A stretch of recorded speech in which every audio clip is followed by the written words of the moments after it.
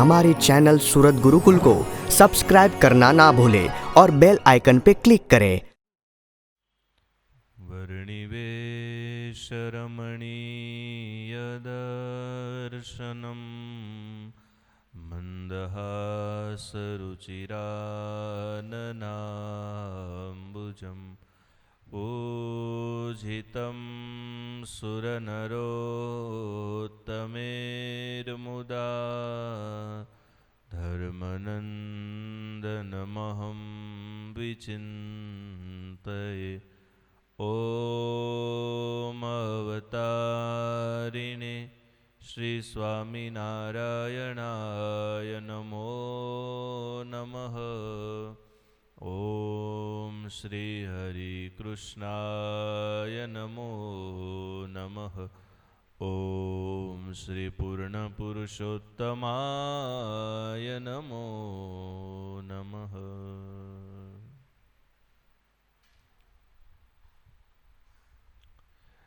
जय स्वामिनारायण।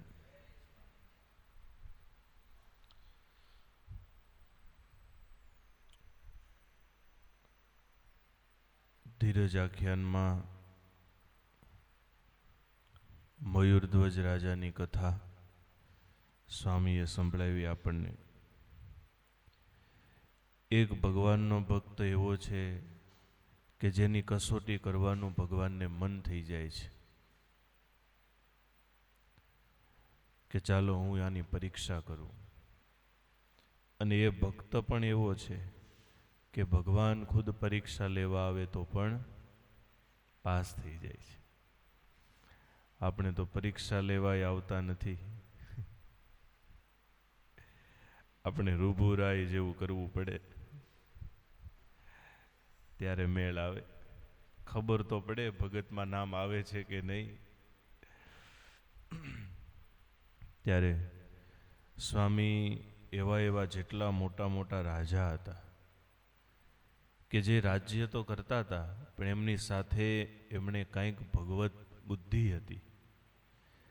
કારણ કે ધર્મ પાલન વગર કોઈ દિવસ સત્તા ઉપર લાંબો સમય ટકાય નહીં. સંયમ તો જોઈએ, સહન શક્તિ જોઈએ, બાકી લાંબા સમય સુધી તમે ટકી જ ન શકો કોઈ પણ રસ્તે. કોના ચોરને લાંબો સમય ચોરી કરવી હોય ને તો રોજ મહેનત કરવી પડે, નહીંતર એ ન ટકી શકે. દુનિયાના નેગેટિવ રસ્તાઓ છે ને ત્યાંય લાંબો ટાઈમ શ્રદ્ધા રાખવી પડે. તો પોઝિટિવમાં તો ઘણો લાંબો ટાઈમ. અરે નાનકડું ધન કમાવવું છે આપણે તોય 2-5 વર્ષ એક ધંધાની પાછળ દઈ દેવા પડે, ત્યારે જઈને કંઈક ધંધો સેટઅપ થાય. તો આ તો ક્યાં સેટઅપ થવાનું છે?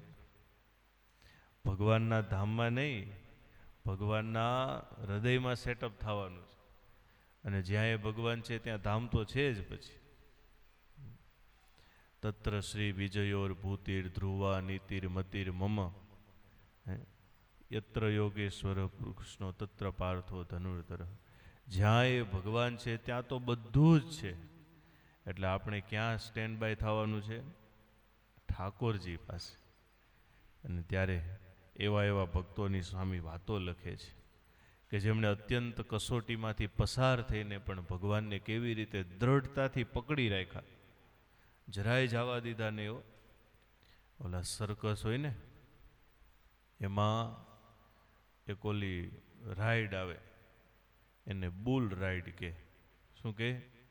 બુલ રાઈડ. એમાં નાનું ગોળ સર્કલ હોય, ચારે બાજુ ઓલું ફોમની ગાદી બિછાવેલી હોય એટલે એકાદો પડે તો વાગે નહીં. અને વચમાં મોટો બુલ રાખ્યો હોય, ઓરિજિનલ ન હોય. કેવો હોય? પ્રતિકૃતિ પ્લાસ્ટિકનો હોય. એની ઉપર જઈને બેસવાનું, પછી એના શિંગડા હોય ને પકડી લેવાના, અને પછી સ્વિચ દબાવે એટલે શું થાય? ઊંચો નીચો થાય, આગળ પાછળ થાય ને. એવો ઓલો હેઠે ફિટ કર્યો હોય એટલે પડે નહીં. પણ જો ઉપરવાળો પડી ગયો તો હારી ગયો, અને જો છેક સુધી એમને રહી ગયો તો જીતી ગયો. પણ રહેવું બહુ કઠણ છે. એમ જગતના દુઃખો છે ને ભગવાનના ભગતને હલાવે. શું કામ હલાવે? કારણ કે એ માથે ચડી ગયો છે. દુનિયાને હલાવવાની જરૂર જ નથી. કેમ? એ કાંઈ જગતરૂપી બળદની માથે નથી ચડી. પણ ભગવાનનો ભગત, કેમ કે એને જવું છે ધામમાં, એટલે માથે જ ચડવું પડે. એટલે બળદ છે ને બરાબરનો ખીજાય, હલાવે ખરો, પણ આપણે શું રહેવાનું છે? મજબૂત. ત્યારે હવે આગળ સ્વામી શિબી રાજાની વાત કહે છે. વળી કહું વાત અનુપમ એકજી, સુણજો સહુર આણી વિવેકજી. કહું સત્યવાદી રાય શિબીની ટેકજી, મૂકી નહીં રૂપે મુવા લગી છેકજી. શિબી રાજા સત્યવાદી રાજા હતા, અને એવી એની અડગ ટેક હતી કે મુવા લગી એને ટેક મૂકી નહીં. ક્યાં સુધી? મૃત્યુ સુધી. ભલે મૃત્યુ આવી જાય પણ મારી ટેક હું મૂકીશ નહીં. છેક ટેક તજી નહીં, દિયે દે દે કાર કરી દાન. જે જે માગે તે આપે તેને, બહુ કરી સન્માન. સત્યવાદી હતા અને પાછા દાનેશ્વરી હતા. બહુ મોટું એનું નામ હતું કે શિબી રાજાની પાસે કોઈ જાય તો દાન લીધા વગર પાછો ન આવે. દાનનો ઘણો મહિમા છે. પાછું કેવું લખવું આપણા માટે જે સમજવાની વાત છે, જે જે માગે તે આપે તેને, જે માગે એ આપી દે. એવું નહીં કે મારે આ વસ્તુ આપવી ને આ વસ્તુ ન આપવી. માણસ પાસે થોડું હોય ત્યારે ઘણીવાર આપી દે, પણ જાજુ થાય પછી. ઘણા વિદ્યાર્થીઓ ગુરુકુલમાં ભણતા હોય ને પછી સંકલ્પ કરે કે આપણો પહેલો પગાર આવે ને આપણે આપી દેવો છે. પણ કોલેજમાં જાય ને સારા પેકેજમાં લાગે, 20-25 લાખના પેકેજમાં લાગે, પછી પહેલો પગાર અપાય. પછી રસોઈ કરાવે 5,000-10,000 આપી દે, પણ કેમ કે પેકેજમાં જાય તો પહેલો પગાર કેટલાનો આવે? 1,00,000-1.5 લાખનો આપી દે. એટલા બધા થોડા આપી દેવાય કઈ. પણ ભણતા હોય ત્યારે આવો સંકલ્પ હોય. કેમ? તો કે ત્યારે પાસે કાંઈ હોય નહીં. ત્યારે જો મહારાજે પણ શિક્ષાપત્રીમાં કહ્યું ને, અમારા સત્સંગી હોય એમણે 10મો અને 20મો ભાગ ઠાકોરજીને અર્પણ કરી દેવો. શું કામ અર્પણ કરી દેવો? ઠાકોરજીને જરૂર નથી કાંઈ, એને તો અઢળક ભક્તો છે આપણી જેવા. હવે કુબેર જેના ઘરમાં બેઠા છે અને આપણે શું કરી લેવાના? પણ એક ગૃહસ્થ માટે જરૂરી છે. જો આ કોવિડનો ડોઝ આવે ને હમણાં, એટલે 1 ઇન્જેક્શનનો ડોઝ હોય, એ તમને એમ કે નહીં હું તમને અડધું જ આપું તો અડધું લ્યો. એકના 2 લઈ લેવાય પણ અડધું લેવાય કેમ? અડધું લેવાથી કાંઈ અસર જ ન થાય. ડોઝ પૂરો લેવો પડે. એમ ઠાકોરજીએ માત્રા નક્કી કરી આપી છે ગૃહસ્થ માટે. કેટલી માત્રામાં દાન દેવું. ઝાઝુ દઈ શકો પણ ઓછું ન કરાય. તકલીફ પડે ન પડે? સારું કમાતો થાય ને 10મો ભાગ દેવો, હાલો 20મો દેજો. આમ તો છે એવું કે સારું કમાતો હોય એને 10મો દેવો, ન કમાતો હોય એને 20મો દેવો. ઓલું તો સારું કમાતો થઈ જાય ને પછી 10માંથી 20મો થઈ જાય. 20માંથી કેટલામોય થઈ જાય. પછી કાંઈ હાથમાં આવે. પણ જે સુરવીર ભગત હોય ને, આને સુરવીર આમાં આખ્યાન તો લખાય. બાકી જો ચિંતા હોય 7 પેઢીની તો મેળ આવે નહીં. એટલે આપણે જોતું નથી. પણ આ તો વાત શિબી રાજાની શું કામ લખાણી? 2 પોઈન્ટ છે. એક તો કીધું એટલે રેડી, જે જે માગે તે આપે તને, જે માગે એ આપી દે. અને બીજું બહુ કરી સન્માન. કેવી રીતે આપે પાછા? આ સમજવા જેવું છે. સન્માન કરીને આપે.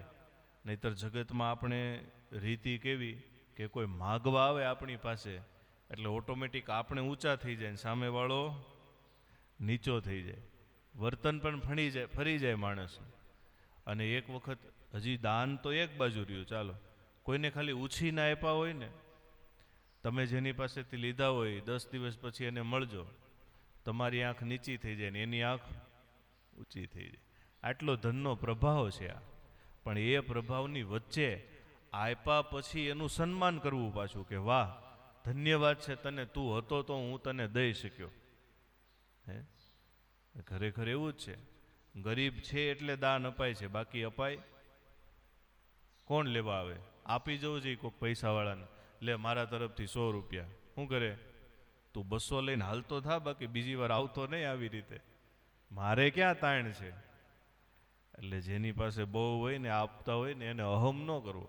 કોઈ લેવાવાળું નહીં હોય તો બધી વસ્તુનું એવું જ છે. જો ગુરુ છે એને પણ શિષ્ય જ નથી તો ગુરુ જ્ઞાનની વેલ્યુ નથી. આપશે કોને? હે, એમ શિક્ષક છે પણ વિદ્યાર્થી નથી તો એ શીખવાડશે કોને? એમ દાનેશ્વરી 1000 પડ્યા છે પણ કોઈ લેવાવાળો જ નથી. આ કોવિડમાં નહોતા ફૂટી નીકળ્યા વચ્ચે, ખરા લેવાવાળા થોડાક હતા, ને પછી તો જેને નહોતી જરૂર એણે લઈ લીધું. પણ જ્યારે લેવાવાળો જ નથી ત્યારે દેવાવાળો શું કરશે?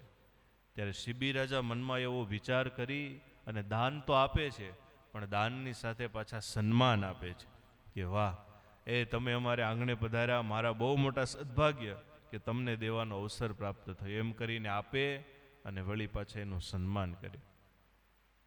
ભૂખો પ્યાસો કોઈ પ્રાણી આવે, માગે મન વાંછિત જે વળી, આપે તેને આદર શું, આરત વાણી સાંભળી. કોઈની આર્તવાણી સાંભળે એટલે શિબી રાજાથી રહેવાય નહીં. હે રાજા મને કાંઈક આપો, એમ જો કોઈ બોલી ગયું તો પછી રહેવાય નહીં એનાથી. ગમે એ કામ કરતા હોય, ગમે ત્યાં હોય, ત્યાંથી ઉઠીને પહેલાં દાન આપવાનું. કર્ણની વાત આવે છે ને, દાનેશ્વરીની વાત આવે એટલે કર્ણને તો યાદ કરવા પડે ને.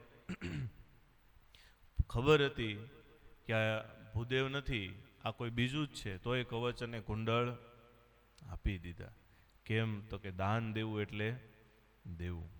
એકવાર કર્ણ દાન કરી પછી નદીમાં સ્નાન કરીને પાછા આવતા છે, અને ત્યારે કોઈ ભૂદેવે આવીને ભિક્ષાની યાચના કરી તો કર્ણના ડાબા હાથમાં કંઈક સોનાની મોતીની માળા હતી. સીધી એમને લ્યો લઈ જાઓ. ત્યારે કોઈએ કીધું કે ડાબા હાથે દાન ન દેવાય. કર્ણ કે ભાઈ, ડાબા હાથમાંથી દાન જમણા હાથમાં આવે ને મતી ફરી જાય એના કરતાં ડાબા હાથે આપી દેવું સારું.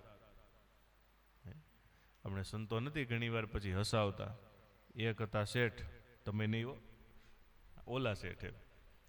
કોઈ દિવસ દાન પેટીમાં રૂપિયો નાખે નહીં. વચ્ચે આપણે એક જણ હળી ગયો તો અહીંયા, થાળીમાં રૂપિયો નાખે જ નહીં પણ લઈ લે રોજ.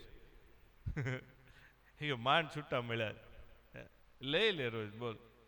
માંડ મેળ પાડ્યો ઘણા ટાઈમ પહેલા. એટલે દાનપેટીમાં કોઈ દિવસ રૂપિયો નાખે નહીં. એમાં એક વખત સંકલ્પ તો ચાલો નાખું, ખિસ્સામાં રૂપિયો કાઢ્યો, પરસેવો વળી ગયો હાથમાં. પછી આમ જોયું, લે આને તો રોવા માંડ્યો, મૂકી દીધો ખિસ્સામાં. તો આદર થકી ઠાકોરજીને અર્પણ કરે, કોઈ ભૂખ્યો પાસો આવ્યો હોય તો એને અર્પણ કરે. કોઈ પોતાના રાજ્યમાં માગતો દેખાવો જોઈએ નહીં, એવી શિબી રાજાની ટેક હતી. અને એવી એની ક્રિયા, એવો એનો ભાવ જોઈને શું થયું? તેણે જશ વધો યાજક્તમાં, પરલોકે પડી ફાળ. ઇન્દ્ર કહે લેશે આસન મારું, તો કરું કાંઈક રખવાળ. એટલી બધી એની કીર્તિ વધી ગઈ ને, કોઈ પણ દુખ્યો હોય તો લોકો કહેવા માંડ્યા, શિબી રાજા પાસે જાઓ, તમારું દુઃખ મટાડી દે છે. શિબી રાજા પાસે જાઓ. આખા લોકમાં ચારે બાજુ આવી કીર્તિ થઈ એટલે પછી ઇન્દ્રને ફાળ પડી કે ભાઈ હમણાં તપ વધ્યું છે, સિંહાસન માંડ્યું છે ડોલવા, કાંઈક કરો આનું. દર વખતે તો ઇન્દ્ર મહારાજા છે ને એને થાય એમ આખું તપ થઈ જાય ને ભગવાન માગવા આવે ને તઈ એમ થાય કે હારું બહુ તપ કર્યું આણે. એટલે આ વખતે ઇન્દ્ર મહારાજાએ વિચાર કર્યો કે હું છે ને પાણી પહેલાં પાળ બાંધી લઉં. આણે હજી દાન આપવાનું ચાલુ કર્યું છે ને માંડ કીર્તિ વધી છે ને, હવે આ કીર્તિ ફૂલ થાય ને એ પહેલાં હું કાંઈક આને પાડી દઉં હેઠો એમ. એટલે ઇન્દ્ર મહારાજાએ શું કીધું? એણે વિચાર કર્યો, પેલી વેલી પાળ બાંધીએ તો રહે તળાવે તોય, આવે જળે જે આદરવું, તે કામ ન આવે કોય. ખબર છે ચોમાસા પછી વરસાદ પડવાનો નથી, તો તળાવ ક્યારે બંધાય? ક્યારે બંધાય? વરસાદ પહેલા. વરસાદ પડવાનું ચાલુ થઈ જાય ને પછી તળાવ બંધાય? પછી તો ગારો થાય, એમાં કઈ મેળ આવે નહીં. એમ ઇન્દ્ર મહારાજાએ વિચાર કર્યો, પહેલી વહેલી પાળ બાંધીએ તો આ તળાવમાં પાણી રહેશે, અને જો આ પહેલા પાળ નહીં બાંધવું તો એ પાણી રહેશે નહીં, કોઈને કામમાં લાગશે નહીં. એટલે ઇન્દ્ર મહારાજા હતા ને, એને વળી બીજું વિચાર્યું, લાગી આપે કોઈ કૂપ ખોદે. આગ લાગે ને પછી કૂવો ખોદવા બેસે તો મેળ આવે નહીં. લાગી આગે કોઈ કૂપ ખોદે, તેણે હોલાય નહીં અંગાર. માટે મેલી ગાફલતા, વેલો વેલો કરવો વિચાર. આ ઇન્દ્ર મહારાજા અને આજના સત્તાધીશ 100% સેમ છે. કેમ લાગે? બધો પ્લાનિંગ કરી રાખે, બોલો કે મારી સીટ જાવી ન જોઈએ, હું મારી સીટ જાવી જોઈએ નહીં. અને જેને જેને એવો પ્લાનિંગ થતો હોય ને કે મારી સીટ ન જાવી જોઈએ, એ આની જેવા સમજવા. કેટલો અગાઉ વિચાર કર્યો કે હજી તો આ દાન દેવાનું ચાલુ કર્યું, પણ હાલવા તો દ્યો, ત્યાં પોતે પહોંચી ગયા. બોલો, તે હવે એમ થયું કે હવે ભગવાન પાસે જાઉં તો મેળ નહીં આવે. કેમ? ભગવાન જેની જેની પરીક્ષા લઈને બધાય પાસ થઈ જાય. હે, હરિશ્ચંદ્ર રાજા પાસ થઈ ગયા, મયુરધ્વજ પાસ થઈ ગયા, રંતીદેવ રાજા પાસ થઈ ગયા. આ બધાય રાજા ભગવાનની પરીક્ષા મારે જવું, આવું પોતે જાવું. કોણ જાવ? હવે ઇન્દ્ર મહારાજા કરતા ભગવાન પરીક્ષા લે એ જોરદાર ન હોય? તો ઇન્દ્ર મહારાજાને એમ થયું કે છે ને હવે આમાં મેળ પડશે નહીં. એટલે સ્વર્ગના એક બીજા મુખ્ય દેવતા અગ્નિ દેવતા એમને બોલાવ્યો. એમને વાત કરી કે જો ઓલો સીબી છે ને બહુ હમણાં દાન દેવા મળ્યો છે, કે હા મેં બહુ કીર્તિ સાંભળી છે, શું કરશું આપણે? કરવાનું શું હોય? બોલો મહારાજ, તમે રાજા છો, સ્વર્ગના અધિપતિ તમે છો, સુરલોકાધિપતિ તમે, તમે કહો તેમ કરીએ. તો કે ચાલો આપણે બે છે ને પરીક્ષા લેવા જઈએ. કોની? સીબી રાજાની. કેવી રીતે પરીક્ષા લેશો? મેં પ્લાન કરી રાખ્યો છે ને. અરે પણ ઓલા ભગવાન જાય છે તોય પાછા નથી પડતા. અરે ભગવાન ભલે ને જાય, આ વખતે આપણે પરીક્ષા લેવી છે, જોઈએ કેમ પાસ થાય છે. અહમ છે ને માણસ, અહમ કરતા પણ ભય છે. શું છે? ભય છે. ભગવાનના ભક્ત હોય ને એને એક ભગવાનનો ભય રાખો, બાકી કોઈનો ભય ન રાખો. દુનિયા શું કરી લેશે આપણને? ગમે એવો હોય મોટો તોય ભગવાનથી નથી બીતો, એનાથી બહુ બીવું, અને બીજું ભગવાનથી બીવું. બાકી કોઈથી ટેન્શન લેવું જવા દો ને, ભલે આખી દુનિયા આવી જાય, ભગવાન ભેગા છે ને. અર્જુન પાસે શું હતું? ઠાકોરજી હતા. તો તે 10મા દિવસે ભીષ્મ પિતામહે પ્રતિજ્ઞા કરી કે કાલનો સૂરજ ઉસ્ત થાય ત્યાં સુધીમાં કા હું નહીં ને કા. હા, કાર મચી ગયો. ચારે બાજુ બધા મીંડા છાવણીમાંથી ઉઠી ઉઠીને બહાર ટેન્શન લેવા માંડ્યા. હવે આ ભીષ્મ પિતામહ સામે કેમ લડવું? ભગવાને કીધું અલા અર્જુન ક્યાં છે? મેન મહામાણસ તો જોઈને એમ તો ગયા છાવણીમાં, ઘસઘસાટ હોતો. બોલો, કાંઈ ટેન્શન નહીં. ભગવાન કે ઊભો થા, ઊભો થાતું પેલા. પણ શું છે? મિત્ર હતા છે શું? અરે ઓલા ભીષ્મ પિતા, તને ખબર નથી પ્રતિજ્ઞા કરી? મને ખબર છે નહીં. તો તોય તું સૂઈ ગયો છો? કે તમે જાગો છો ને, બહુ થઈ ગયું એટલું, એટલે જ હું સૂઈ ગયો. બાકી તમે ઉઈ ગયા હોત ને તો અટાણું હું જાગતો હોત. એટલે આવું છે. કોનાથી ભય રાખવો? ઠાકોરજી. અને એ આપણા પક્ષમાં હોય ને, બધું જ આપણા પક્ષમાં છે. અને ત્યારે પછી શક્ર થયો શકરો, થયો હોલો તે હુતાશન, આવ્યા બેઉ ઉડતા, જ્યાં બેઠા હતા રાજન.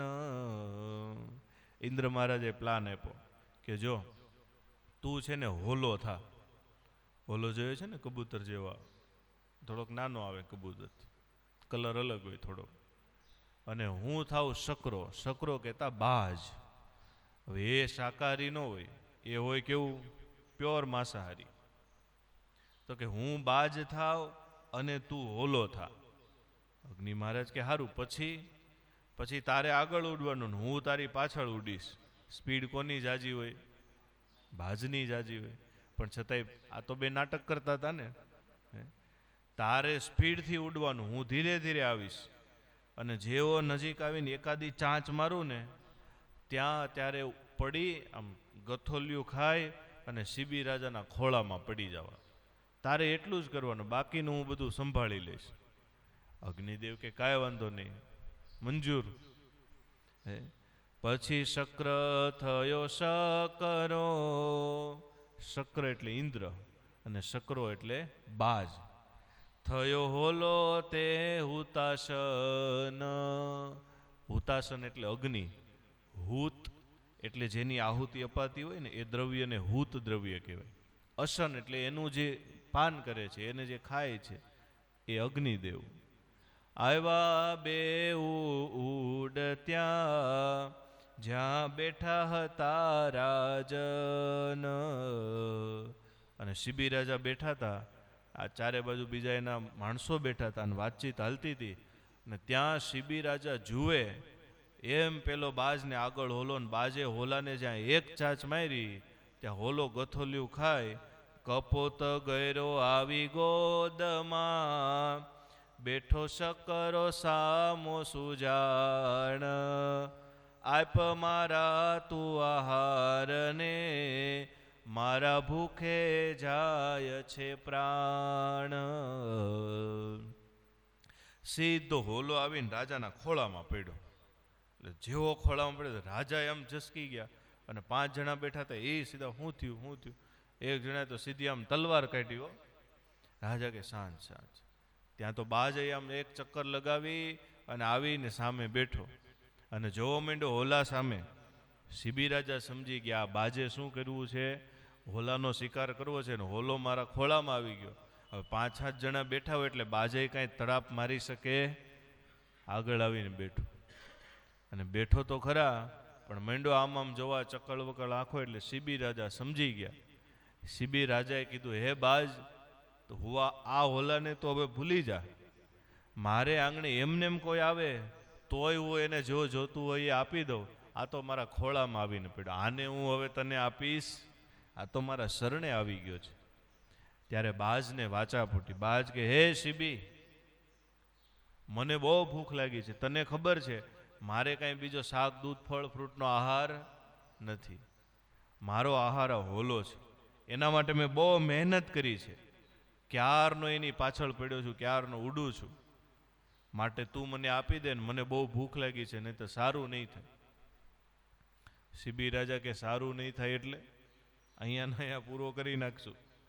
આ તો મારો શરણાગત છે, હવે આને મૂકીને હું તને આ આપું નહીં. ત્યારે જો આપણે કોના ચરણે બેસવાનું? ભગવાનના ચરણે બેઠા હશું ને તો એ જવા નહીં દે. એટલે મહારાજે વચનામૃતમાં કીધું, છેલ્લે બાકી નસ્તર મારીને પણ એક ઘડીની વાર હશે ને ધામમાં જવાની. કેટલી? અત્યારે ભલે આપણે નિર્વાસનિક ન થાય, કેટલી મહેનત કરી તોય ન થાય, પણ તોય મીંડું રહેવું, આમાં કરતું રહેવું. આ માર્ગેથી જવું નહીં. આખું 50 વર્ષ થાય ને તોય આપણું અંતર એવું ને એવું રહીને તોય ભગવાનની ભક્તિ છોડવી નહીં. શું કામ? મહારાજે કીધું છેલ્લે એક ઘડી ખાલી બાકી હશે, અડધી ઘડી બાકી હશે ધામમાં જવાની ને, ત્યારે પણ નિર્વાસનિક કરીને ભગવાન લઈ જશે.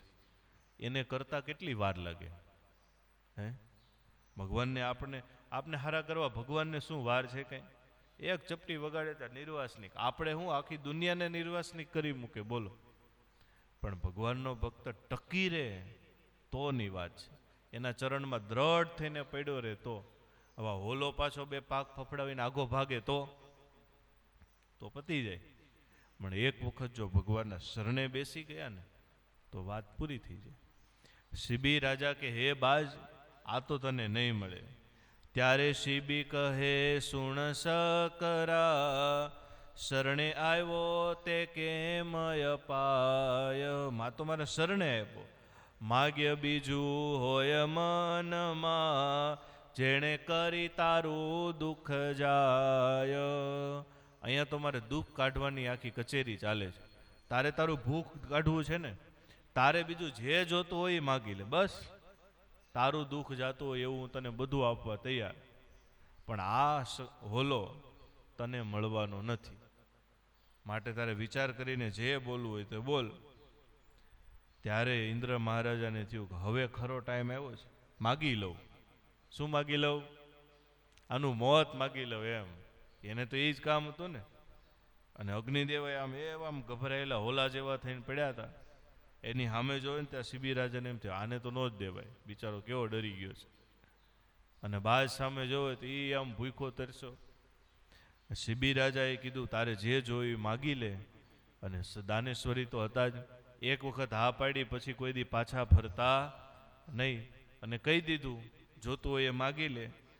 ત્યારે બાજ કહે બીજું જોઈતું નથી, જોઈએ છે ખાવાનું યાવાર.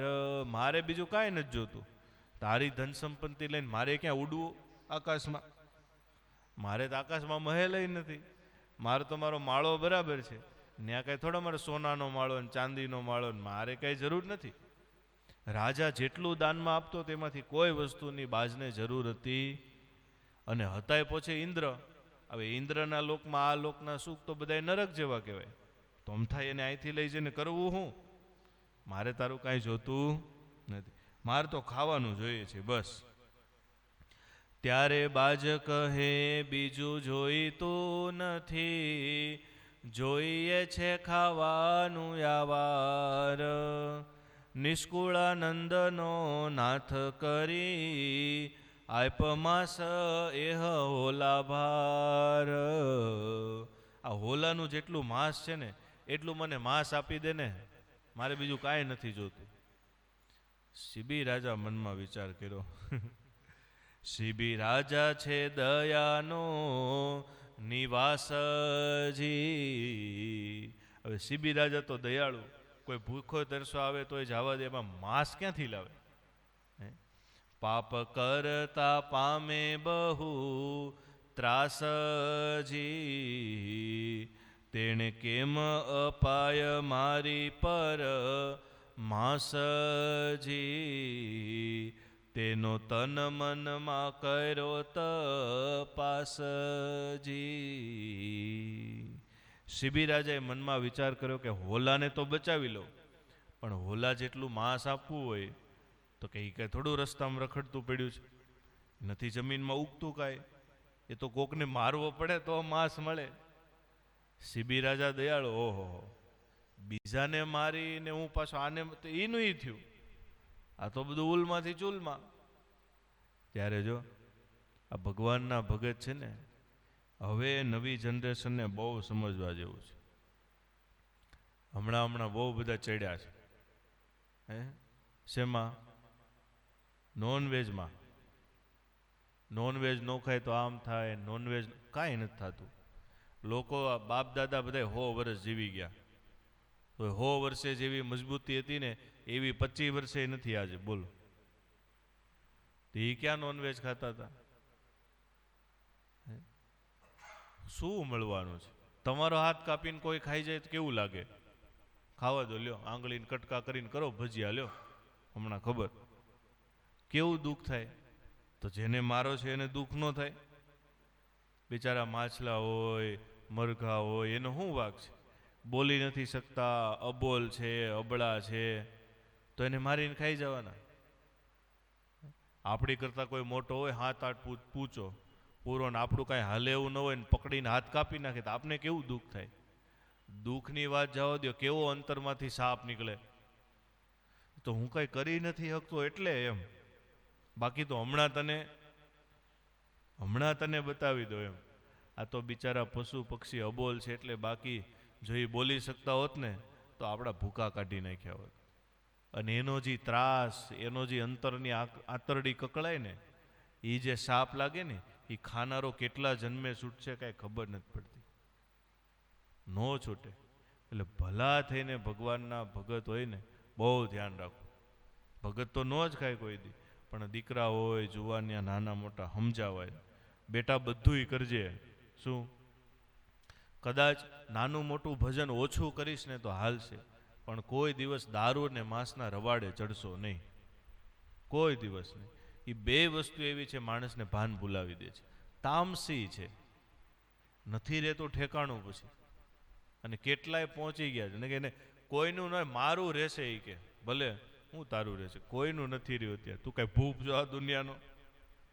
ખોટું પાપ કરવાનો ધંધો છે ને, અને પાપ ભેગું કરીને પાછું ખાવું. આ પેટ છે કઈ કચરા પેટી થોડી, કતલખાનું થોડું છે ગમે એ કાપી કાપીને જીકે રાખે. હે, બીજા જીવને કઈ ફિલિંગ નહીં હોય, એને કઈ વેદના નહીં હોય. માણસો સમજતા જ નથી. બોલો, એમાં હમણાં તો એવી આખો ટ્રેન્ડ ચાલ્યો છે જુવાનિયામાં, ખબર નહીં ક્યાં બુદ્ધિ પાણી ભરવા ગઈ છે, વિચાર જ ન કરે. બોલો, બસ આ કરે એટલે મારે કરવું. એ તો હમણાં કૂવામાં પડશે, તું પડ ભેગો. તો કે એમ થોડું પડાય. તો એ પાપના ધંધે ચાલો તારે ચાલવાનું, એ પાપના માર્ગે ચાલે તારે ચાલવાનું. શું મળશે એ તો જુઓ. ક્યાં તમે જઈને ઊભા રહેશો? આ શિબી રાજાની સામે જુઓ, શરણે આવેલા હોલાને આપતા એમ થાય છે કે નહીં, ત્યારે ભગવાન રાજી થાય છે. અને આપણે એમને એમ જો સક્સેસફુલ થવું છે લાઈફમાં, હું ધૂળ સક્સેસફુલ થાય? 1000 જણાને કાપીને આતરડી કકળાવીને સક્સેસફુલ થતો હોય છે? થાય સક્સેસફુલ, પૈસા મળે કદાચ, પણ અંતરમાં શાંતિ ન મળે. લખી નાખો તમારે. દુનિયાના જેટલા પૈસાવાળા મોટા મોટા જુઓ, બધા એના ડાયવોર્સ. 2 નહીં તો 5 નહીં તો 10 નહીં તો 25 વર્ષ. શું કામ? નથી હોતી શાંતિ. આનાથી તામસી છે આ બધું. એ રોજ ખાવું પીવું ને એ ધંધો કરવા જેવો નથી. આ ભવ્ય ભારત દેશની પરંપરા છે, અને આપણને ન્યાનો રંગ લાગ્યો છે. બોલો, ઘણા તો ન્યાના દ્રષ્ટાંત આપે. એ કે એ લોકો તો રોજ પીવે છે, એ લોકો રોજ ખાવે તોય એને કાંઈ નથી થતું. ભાઈ તું તારું કર ને, એ તો ગમે એ કરે. હે, એ તો ગમે એ કરે, એને ક્યાં ભગવાન ભાઈ, એને ક્યાં અસુર છે? એ તો આપણે જવું જ ભગવાનના ધામમાં જન્મોજન્મ પૂરા કરવા છે. આ ફરીવાર 84 લાખ ગર્ભવાસમાં નથી આવવું, એટલે આ માંડી છે તમારી આગળ.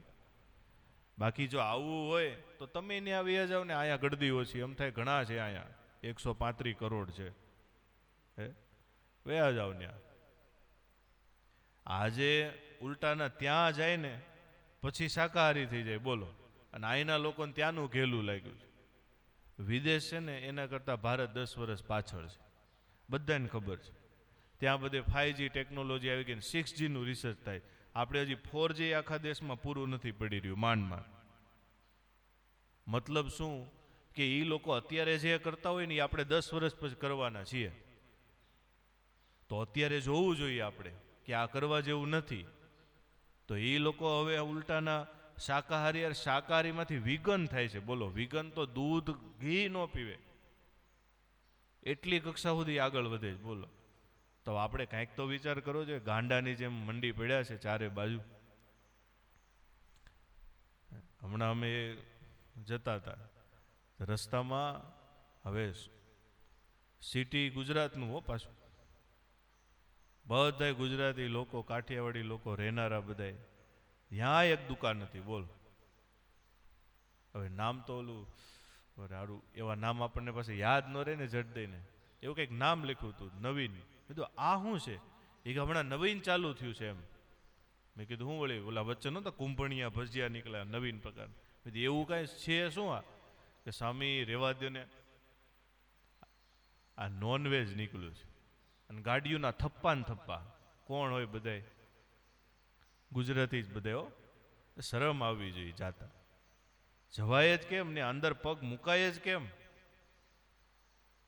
આપણા પૂર્વજો ગાયો માટે મરી ગયા, પાળિયા થઈ ગયા, અને આ મરઘા ખાવા જાય. બોલો, શરમ આવે કે નહીં? ત્યારે ભગવાનના ભક્તે પોતે તો ધ્યાન રાખવું, પણ 5 જણા મળે ને સારો ઉપદેશ દેવો. તમને એટલા માટે કહીએ છીએ, તમે તો નથી જ જવાના, અમને ખબર છે, પણ કોઈક જાતો હોય ને રોકવો, ન માનતો હોય તો અમારી પાસે લઈ આવવા, આને સમજાવો કંઈક. ભલે 1 વાર નહીં સમજે, 2 વાર નહીં, 5 વાર સમજે, અટકશે તો એટલું તો પાપ ઓછું કરશે. ત્યારે શિબી રાજાએ શું મનમાં વિચાર કર્યો? પેલા બાજે માગ્યું માંસ. શિબી રાજા કે બધુંય દાનમાં આપું પણ એ ન આપું. કેમ? હું બીજાને મારીને માંસ આપું તો હું પાપમાં પડું ને આ એ ધંધો ક્યાં પાછો મારે કરવો? શિબી રાજા છે દયાનો નિવાસજી.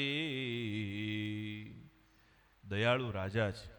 તનમાં મનમાં તપાસ કર્યો કે બીજાને દુખી કરીને હું કોઈ વસ્તુ લઉં અને એનું દાન કરું તો મને શું ફળ મળે?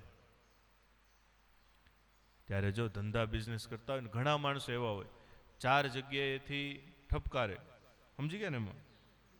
પછી આજ અમારી રસોઈ હો. કેમ? અશુદ્ધ ધનની શુદ્ધિ કરવી પડે ને, એવી રસોઈમાં રાજી થાય નહીં. ત્યારે શિબી રાજાએ મનમાં વિચાર કર્યો કે હવે આ બાજને આપવા માટે મારી પાસે માંસ તો નથી, હું કોઈને મારી તો ન શકું અને હું દેવાની નાય ન પાડી શકું, કારણ કે સત્યવાદી રાજા, દાનેશ્વરી રાજા. હવે જે દાન અને સત્યની કીર્તિને લઈને પરીક્ષા ચાલુ હતી એને થોડો મૂકે, તો શું કરવું? ત્યારે શિબી રાજાએ મનમાં છેલ્લો વિચાર કર્યો, એક કામ કરું, હું મારું માંસ કાઢીને આપી દઉં. મારા બોડીમાં તો માંસ છે ને, એ કાઢીને આપી દઉં. અને માણસ છે ને છેલ્લી સ્ટેપ કક્ષાએ પહોંચી જાય ને ત્યારે પોતે વેચાય, ત્યાં સુધી વેચાય નહીં. કાંઈ ન વધે ને માણસ પાસે, કશું જ ન હોય ને, ખાવા પીવાના ન વધે ને, ત્યારે માણસ પોતે કોઈનો વેચાણ થઈ જાય. આ છેલ્લી કક્ષા છે. એવા કોઈ માણસને જોવો ને ત્યારે જરૂર એને હેલ્પ કરજો. કેમ? એ માણસ વેચાણો ક્યારે હોય? એની પાસે કાંઈ ન હોય ત્યારે. અને એને હેલ્પ કરો ને ભગવાન બહુ રાજી થાય. અને ત્યારે શિબી રાજાએ છેલ્લો એમ વિચાર કર્યો, હવે હું વૈધો છું. જો આ બધાય ભગવાનના ભગત જેટલાની કથા આવી ને એમાં છેલ્લે શું થયું? પોતે. મયુરધ્વજ રાજાએ કેવો દીકરો તો કે એ નહીં, રાણી તો કે એ નહીં, હું જ કપાઈ જાઉં. હરિશ્ચંદ્ર રાજાને દક્ષિણા દેવા કાંઈ નથી, અમે વેચાઈ જાય. એ તો આ હરિશ્ચંદ્ર રાજા બોલો દીકરા રાણી સહિત વેચાઈ ગયા. બોલો કેવડી ઊંચી વાત છે. ત્યારે શિબી રાજાએ મનમાં વિચાર કર્યો, હવે મારી પાસે દેવા જેવું કાંઈ નથી. માંસ તો હું દઈ શકું એમ નથી, બીજાનું તો કેમ દેવાય? અને ત્યારે શિબી રાજાએ શું કર્યું? તપાસ કરી તને મને ત્રાજુ મગાવ્યા તે વાર, કાતુલઈ માંડું કાપવા, આપવાયામીશ હોલા ભાર. ત્રાજવા મગાવ્યા. માણસોને ખબર નહોતી કે હમણાં રાજા પોતાનું અંગ કાપશે. ત્રાજવા મંગાવ્યા, ત્રાજવા મૂક્યા, 2 પલ્લા રેડી કર્યા, કાંટો બરાબર વચ્ચે આવી ગયો અને એક પલડામાં પછી હોલાને મૂક્યો. સામે બાજ ઊભો છે, કહેતો જાય, શિબી જોજે હો, આ હોલાના ભારો ભાર મારે જોઈએ, એક રતી ઓછું નહીં ચાલે. શિબી રાજા કે વાંધો નહીં, તું મુંજામાં, તને ભારો ભાર માંસ આપીશ. બધાય વિચારે આ લાવશે ક્યાંથી? અને ત્યાં તો પોતાની કટાર કાઢી, કટાર કાઢી મારી સાથળ ઉપર. હવે એ ખૂતે બીજાને માટે હો, પાછું કોના માટે? જો ભગવાન ઉભા હોત તો હમણાં આપણે કે લઈ લો, લ્યો લઈ લો, લ્યો, તો હવ કપાવા તૈયાર થાય. પણ એ બાજ માટે.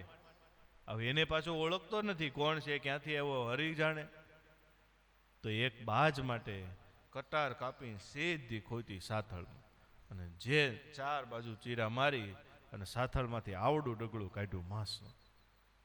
શિબી રાજાને ત્યાં હોલાની બરાબર. હોલાનું વજન કેટલું કોઈ? 250-300 ગ્રામ, વધીને 500 ગ્રામ. પણ મોટું માંસનું ડગલું કાઢી પાછો દિલમાં જરાય શોક નથી. બોલો, દર્દ થતું નથી એને. આપણે તો સેજ ઓલું શાક સુધારતા આંગળીમાં સેજ ચપ્પુ વાગી ગયું હોય તો એવી તો રાડ નાખે 3 ઘરે સંભળાય.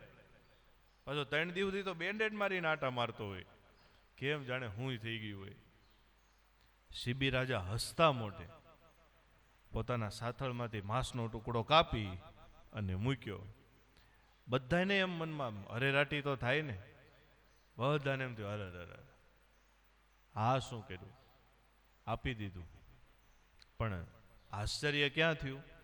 તોય ત્રાજુ નવ પડ્યું, તેહ હોલો બેઠો છે જેહ પાસ. તોય ત્રાજુ ઉપડ્યું નહીં. શિબી રાજાને થયું બહુ ભારે ઓલો, હવે શું કરવું? શિબી રાજાએ એક પણ વિચાર ન કર્યો, સીધી પાછી કટર લઈને આ પગે ત્યાંથી માંસનો ટુકડો કાઢીને આપી દીધો. તોય નો ઉપડ્યું ત્રાજુ. શિબી રાજા મનમાં કે આ તો બહુ ભારે ઓલો લાગે છે. આજુબાજુ વાળા ચાર, અરે રાજા કાંઈક કપટ છે, નક્કી કાંઈક કપટ છે, આમાં આ હોલો ઉપડી જ જવો જોઈએ. જે હોય તે, હવે તો ન ઉપડે ત્યાં સુધી દેવાની વાત છે. મારું સત્યવાદીપણું, મારું દાનેશ્વરીપણું, કેમ કે એવું માનતા કે સત્ય અને દાનમાં ભગવાનનો નિવાસ છે, એમ માનીને ઉપાસના કરતા. હવે આને હું છોડી શકું? હવે તો ભલે હું હોમાઈ જાઉં, બાકી હોલો ઉપડે પાર છે. કાપી કાપી રાયે આપ્યું સર્વે શરીરનું માંસ. બે સાથળના હાડકા દેખાય, બધું માંસ કાઢી લીધું. પગનું માંસ કઢાઈ ગયું, બધું જ્યાં જ્યાં હતું ત્યાંથી માંસ કાઢી કાઢીને આપી દીધું. સર્વે કાપી કાપી રાયે આપ્યું સર્વે શરીરનું માંસ. બે ભુજામાંથી ખાલી હાડકા રહ્યા માંસ કાપીને આપી દીધું. તોય ત્રાજુ નવ પડ્યું, તેહ હોલો બેઠો છે જેહ પાસ. ત્રોય ત્રાજવાનું પલ્લું ઉપડ્યું નહીં. ત્યારે રાયે વિચાર્યું, વિચાર કરો, આ લોહી જાતું હોય, શરીર કપાઈ ગયું હોય, માણસને બેહોશ કરવો પડે, નહીતર ઓપરેશન થતું નથી, તોય પાછો વિચાર હાલે છે. બોલો, આવી પરિસ્થિતિમાં કોઈ વિચારી શકે? આપણે સહેજ આપણે પડ્યા હોય ને ફ્રેક્ચર થયું હોય ને પછી આપણને ગાડીમાં લઈ જતા હોય, કોઈ વિચાર આવે ગાડીમાં રોવા સિવાય? બોલો, એક હાડકું તૂટ્યું છે તોય બોલો, તો પોતે પોતાની હાથે આખું શરીર કાપીને આપી દીધું, તોય પાછો એને વિચાર આવે છે શું? આ તો કપોત કારણ રૂપ રે, માટે આપું અંગ આખું એને, એમ કહે છે વળી ભૂપ રે. રાજાએ મનમાં વિચાર કર્યું, નક્કી દાળમાં કંઈક કાળું છે. આ કપોત નથી, કપોત કહેતા આ કબૂતર નથી, આ કારણ છે, આ કંઈક બીજું છે, નક્કી કંઈક બીજી પરીક્ષા ચાલે છે. મારો શત્રુ હશે, મારો વેરી હશે, કોણ હશે? જે હોય તે. હવે તો એને રાજી કરે છૂટકો છે. માટે આપું આખું અંગ એને, હવે આમાં કંઈ બાકી રાખવા જેવું નથી, હું છું એટલો આખે આખો આપી દઉં, એમ કરી અને કહે છે વળી ભૂપ રે. અને માણસોને કીધું, હવે મારાથી તો ઉઠાય એમ નથી, મને આખો ઉઠાવીને ત્રાજવામાં. ત્યારે બેઠા રાય જઈ ત્રાજવે, હુઓ લોકમાં હાહાકાર. અને આખા રાજાને જ્યારે ત્રાજવામાં બેસાડી દીધા, ચારે બાજુ હાહાકાર થઈ ગયો. ઓહો, આ તો આપણો આખા રાજા ગયા. માંસ નીકળી ગયું તો હજી કંઈક પાટાપિંડી કરીને કરશું, પણ આખે આખા રાજા. કાલથી આપણો રાજા કોણ? આપણું કોણ? આપણો નાથ નીકળી ગયો. ચારે બાજુ ઓ ત્રાહિમામ જેવું થયું, અને લોકો દોડ્યા હો રાજાને બચાવવાને. જેવા દોડ્યા અને આ બાજુ, ત્યારે હોલો ટળી હુતાસન હવો, હવો શકરો શક્ર તેવાર. પરીક્ષા પૂરી થઈ ગઈ, કેમ કે જેટલું હતું એટલું ધન સંપત્તિ નહીં, પોતે આખા વેચાઈ ગયા, મન સહિત અર્પણ. અને ત્યારે એ હોલામાંથી અગ્નિદેવ પ્રગટ થયા અને બાજમાંથી ઇન્દ્ર મહારાજ પ્રગટ થયા. અને જેવા એ બેને જોયા, રાજાએ હાથ જોડ્યા. ત્યારે ઇન્દ્ર કહે ધન્ય ધન્ય રાજા, તું જેવો નથી બીજો એક, તનય અભિમાની તું નહીં, અમે જોયું કરી વિવેક. તને જરાય તારા તનનું અભિમાન નથી, નહીંતર કોઈ માણસ પોતાનું બોડી આપે? એ ન આપે. સીધ પંખો ચાલુ ન હોય તોય અકળાણો હોય, એ બોડી આપી શકે? આ તો મરવાની વાત છે. અને ત્યારે ઇન્દ્ર મહારાજ રાજી થયા સત્ય ધર્મ નિયમ ટેક તારી, ભારે ધરી ભાલી તમે ભૂપ, તન તજી બ્રહ્મલોક જાશો થાશો બ્રહ્મ સ્વરૂપ. પહેલા તો કીધું માગો માગો, તો કે મારે કાંઈ નથી જોતું. કેમ? તો કે મારે જે જોઈએ છીએ એમાં તમે આપી શકો એમ નથી. મારું તપ જોઈને જ તમે બળી મુવા, એમાં તમે મને શું આપવાના? હે, ઇન્દ્ર મહારાજાની ઈર્ષ્યા આવીને કે આ આટલો બધો દાનેશ્વરી છે, મારી સીટ લઈ જશે, તો હવે મારે તમારી પાસે હું માગું બોલો? અને ત્યારે ઇન્દ્ર મહારાજે સામેથી આશીર્વાદ આપ્યા, તમે તન તજી બ્રહ્મલોક જાશો અને છતે દેહે તમે બ્રહ્મરૂપ થાશો. પેલું વેલું લીએ પારખું, પછી દિયે છે અભયદાન, એવા સંકટને સહન કરતા જાણો નથી કાંઈ જાન. એક વખત સંકટ સહન કરવું પડે. પહેલા સંકટ આપે ને પછી અભયદાન આપે. બોલો, ખુદ ભગવાન એના સેવક થઈ જાય. બોલો, ત્યારે સ્વામીએ 3 દ્રષ્ટાંત લેખા. વામને બાંધ્યા બલિરાય, પછી પોતે બંધાણા બહુ પેર, એમ હજી સુધી હે તે કરી, હરી રહે છે ને ઘેર. ભગવાન પોતે વામન સ્વરૂપ લઈ બલિ મહારાજની પરીક્ષા કરવા આવ્યા. પેલા બલિને બાંધ્યા. શું બાંધ્યા? કે મને 3 ડગલા જમીન આપો, બીજું મારે કાંઈ નથી જોતું. પાક્કું? તો કે પાક્કું. 3 ડગલામાં શું મોટી વાત છે? હતા કેવા? એના 3 ડગલા કેટલા થાય? 5 ફૂટ 10 ફૂટ કેટલુંક માગશે? કૂદકા મારશે તોય 15 ફૂટ થાય. માગ આપી દો. પાક્કું? અરે પાક્કું. એમ પાક્કું નહીં, હાથમાં જળ લઈને સંકલ્પ કરવો પડે. શુક્રાચાર્યજી મહારાજ પારખી ગયા, આ વામન નથી. આંખો બંધ કરીને જોયું, ઓહો, આ તો ભગવાન પોતે હમણાં બલીને પૂરો જ કરશે 3 ડગલે. ઓલું કમંડળ હોય ને પાણી આવવાની, કાલે આપણે વાત કરી હતી, એમાં ભમરો થઈને બેહી ગયા. ભગવાને કીધું આમાં કંઈક જીવડું હલવાઈ ગયું લાગે, હળી નાખીને કાઢ બારું. તો બલિરાજે હળી નાખી, શુક્રાચાર્ય નાક ફૂટી ગઈ. સમજી ગયા બલિરાજા કે આ ભગવાન છે, પરીક્ષા કરવા આવ્યા, પણ ભલે મારે ભલે લેતા દીધું. અને વામનમાંથી વિરાટ થયા. 1 ડગલામાં તો આખી પૃથ્વી માપી લીધી, બીજા ડગલામાં 14 લોક માપી લીધા. હવે વધ્યું શું? બ્રહ્માંડ આખું પૂરું થઈ ગયું. અને પૂછ્યું હવે 3જું ડગલું ક્યાં મૂકું? ત્યારે બલિ મહારાજા બેસી ગયા, મારા મસ્તક ઉપર મૂકો. પોતે વેચાણ થયા, કેમ કે બધું વહી ગયું, બાકી કોણ વેચાતા? ત્યારે ભગવાનના માર્ગે એવું છે, છેલ્લી ઘડી આવે ત્યારે કોને હોમાવવું પડે? આપણે પોતે. ત્યારે સ્વામી ઘણીવાર સવારે કથામાં કહે છે ને, ભગવાનની સેવામાં પોતે જોડાવવું. કેમ કે જ્યાં સુધી પોતે નહીં જોડાય ત્યાં સુધી અંત આવશે નહીં. બાકી ભલે તમે પૈસા આપો ને ગમે એટલું સારું થતું હોય, મળતું હોય, કરતું હોય, પણ પોતે જોડાવ ને એ વસ્તુ આખી અલગ છે. અને છેલ્લે બલિ મહારાજાએ કીધું મારા મસ્તક ઉપર પગ મૂકો. ભગવાને પગ મૂકો, નાખી દીધા પાતાળમાં. પણ પછી રાજી થયા. શું જોઈએ છીએ? થાવ ચોકીદાર. અને આજ સુધી દર વર્ષે 4.5 મહિના ભગવાન બલિરાજાના અત્યારે ત્યાં જ બેઠા છે. ક્યાં?